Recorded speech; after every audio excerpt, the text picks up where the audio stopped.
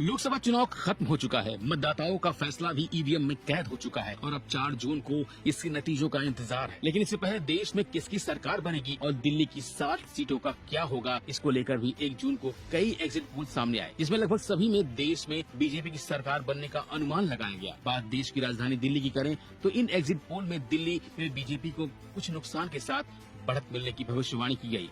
इन सब के बीच एक नए एग्जिट पोल ने दिल्ली को लेकर चौंकाने वाला दावा किया है, जिसने बीजेपी की नींद उड़ा रखी है। इस एग्जिट पोल में इंडिया गठबंधन और बीजेपी के बीच कड़ी टक्कर दिखाई गई है। इस एग्जिट पोल के मुताबिक इंडिया गठबंधन दिल्ली में 7 में से अधिकतम 5 सीटें हासिल कर सकता है। दिल्ली की 7 सीटों पर AI यानी आर्टिफिशियल इंटेलिजेंट एग्जिट पोल किया। चैनल का दावा है कि अपने आप का पहला एग्जिट पोल है, जिसे AI के माध्यम से अंजाम दिया गया। इसके नतीजे पहले आए सभी एग्जिट पोल से बेहद अलग है। पोल में कहा गया है कि दिल्ली में बीजेपी को 2 से 4 सीटें मिल सकती हैं, वहीं इंडिया गठबंधन को 3 से 5 सीटें हासिल होने की भविष्यवाणी की गई है। AI एग्जिट पोल के नतीजे यदि सही साबित होते हैं तो बीजेपी के लिए बड़ा झटका होगा। वैसे भी जानकार मान रहे हैं कि इस बार दिल्ली की हवा बदल चुकी है। दिल्ली की कुछ सीटों पर बीजेपी और इंडिया गठबंधन के बीच कांटे की टक्कर है।